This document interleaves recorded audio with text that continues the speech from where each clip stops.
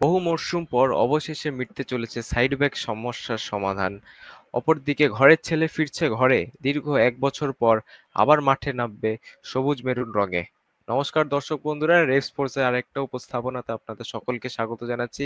আমি আপনাদের হোস্ট সোমনাথ এবং আজকে কথা বলবো কিছু ট্রান্সফার আপডেটস নিয়ে। ইস্ট বেঙ্গল, মোহনবাগান দুজনেরই নিয়ে কথা বলবো আমরা। কিন্তু শুরু অবশ্যই করব ইস্ট বেঙ্গলকে দিয়ে, যেখানে আপনারা ভোরবেলায় জানতে পেরেছিলেন যে জয় গুপ্তা কিন্তু অলমোস্ট ডান হয়ে গেছে ইস্ট বেঙ্গলের জন্য। একটা 3+1 ডিলে কিন্তু জয় গুপ্তা ইস্ট বেঙ্গলে সই করতে চলেছে। এখনো সইটা সম্পন্ন হয়নি, কিন্তু আশা করা যাচ্ছে যে এই আগামী কিছু দিনের মধ্যেই সইটা সম্পন্ন হয়ে যাবে এবং ইস্ট বেঙ্গল যে সাইড ব্যাকের যে আর্সেনাল আছে সেখানে জয় গুপ্তার এডিশন হয়ে যাবে।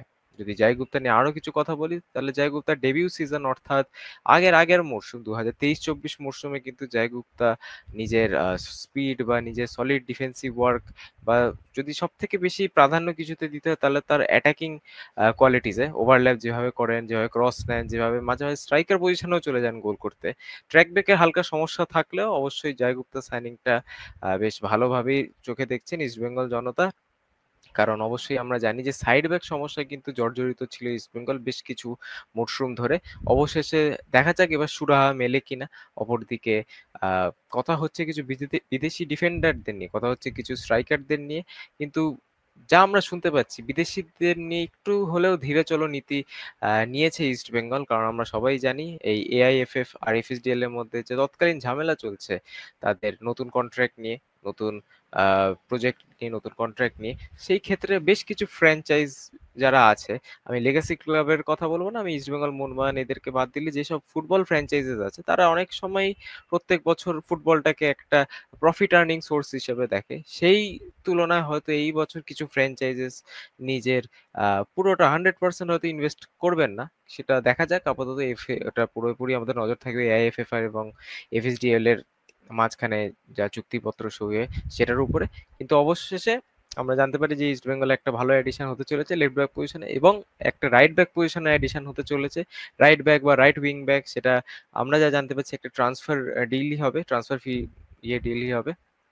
তো দেখা যাক, ওইটাই বলবো যে নজর থাকবে অবশ্যই কে হতে পারে। একটা এক্সপেক্টেড সাইনিং হতে পারে, একটা আনএক্সপেক্টেড সাইনিং হতে পারে।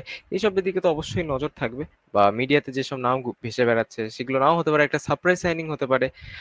কিন্তু আমরা যা জানতে পারছি যে এই পজিশন অর্থাৎ সাইড ব্যাক পজিশন বা রাইট ব্যাক পজিশনে কিন্তু ইস্ট বেঙ্গল এমন একজন প্লেয়ারকে চাইছেন যিনি অল অ্যান্ড আউট একটা স্টার্টার হতে পারেন।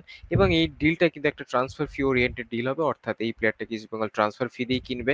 এটাই আমরা শুনতে পাচ্ছি। অবশ্যই একটা স্টার্টারের জন্য বাজারে কিন্তু, এই বাজারে ট্রান্সফার ফিজ দিয়ে কিন্তু সেরকম একটা ভালো প্লেয়ারকে নিতে হবে। কারণ আমরা সবাই জানি মার্কেট পুল কিন্তু অনেকটাই ছোট। ভালো প্লেয়ার যারা এসেই কন্ট্রিবিউট করতে পারবেন সেরকম তাদের সংখ্যা অনেক কম। দেখা যাক ইস্টবেঙ্গল কি করে, নজর অবশ্যই থাকবে তাদের দিকে। কিন্তু অপরদিকে যদি মোহনবাগানের হয়ে কথা বলি, তাহলে কিন্তু তাদের ঘরের ছেলে কিয়ান নাসিরি কিন্তু ফিরে এসেছে দীর্ঘ ১ বছর পর চেন্নাই এফসি থেকে। কিন্তু একটা ট্রান্সফার ফি ওরিয়েন্টেড ডিলে আবারও মোহনবাগানে খেলবেন কিয়ান নাসিরি।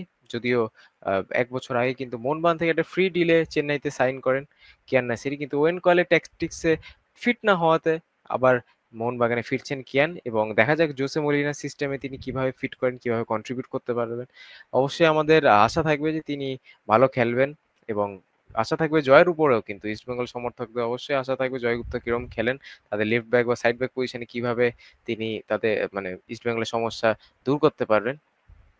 তো এইসব নিয়ে তো আলোচনা হলো ট্রান্সফার নিয়ে, কিন্তু একটু আলোচনা হোক কিছু অন্য টপিক নিয়ে। ফুটবলেই থাকবো কিন্তু কিছু অন্য টপিক নিয়ে আলোচনা হোক। যেমন ২ দিন আগে ইস্ট বেঙ্গলের ওমেন্স টিম তাদের হেড কোচ অ্যান্থনি অ্যান্ড্রিউসের তত্ত্বাবধানে কিন্তু কল্যাণীতে আপকামিং এএফসি ওমেন্স চ্যাম্পিয়ন্স লিগের জন্য প্রস্তুতি শুরু করে দিয়েছে। এবং আহ, কিছু মেজর চেঞ্জেসও অবশ্যই হবে এই টিমে। কারণ কিছু ফরেনার যেমন এলশেডাই আচেমপং কিন্তু ইস্টবেঙ্গলকে বিদায় জানিয়ে দিয়েছে, এবং তিনি ইসরায়েলি একটা টপ টায়ার ক্লাবে কিন্তু সাইন করে ফেলেছেন। এবং অবশ্যই তাদের রিপ্লেসমেন্টসও ইস্টবেঙ্গল দেখা শুরু করে দিয়েছে। এবং কিছু রিপ্লেসমেন্ট বেশি নেওয়া হবে বা কিছু প্লেয়ার বেশি নেওয়া হবে, কারণ আমরা জানি যে এএফসি ফরম্যাট কিছুটা হলেও আলাদা, ৬টা প্লেয়ার রেজিস্টার করা যায়।